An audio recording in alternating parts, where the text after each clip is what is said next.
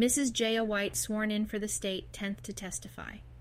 I saw my husband at the pencil factory at 11:30. I stayed there until about 10 minutes to 12. I left him there and came back about 12:30 and left again about 1 o'clock. When I got there at 11:30, I saw Miss Hall, the stenographer, Mr. Frank, and 2 men. I asked Mr. Frank if I could see my husband, Mr. White. Mr. Frank was in the outside office then. He said I could see him and sent word by Mrs. Emma Freeman for him to come downstairs. My husband came to the foot of the stairs on the second floor. I talked to him about 15 minutes and went on out. I returned about 12:30. Mr. Frank was in the outside office standing in front of the safe. I asked him if Mr. White had gone back to work. He jumped like I surprised him and turned and said, "Yes." It wasn't much of a jump. I went upstairs then to see Mr. White. Harry Denham was with him working on the 4th floor. They were hammering.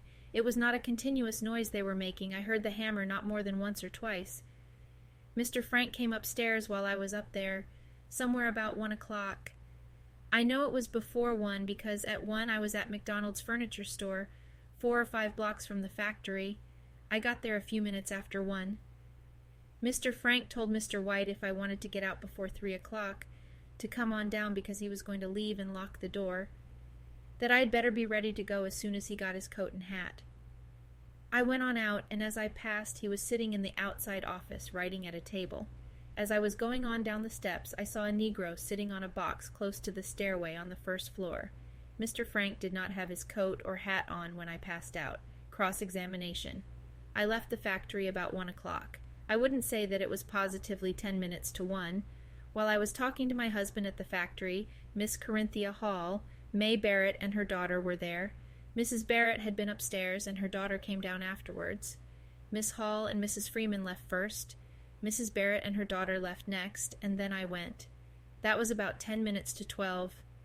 I saw the negro sitting between the stairway and the door, about 5 or 6 feet from the foot of the stairway. I wouldn't be able to identify him. Mrs. J. White recalled for the state. I have seen this man before at police headquarters, indicating Conley, about a month after the murder.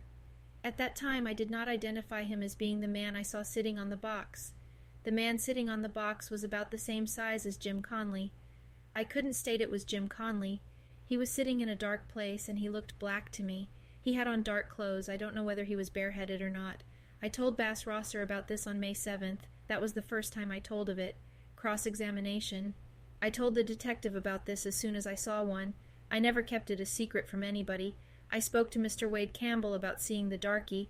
I didn't tell him that I saw the negro as I went up into the factory about 12 o'clock.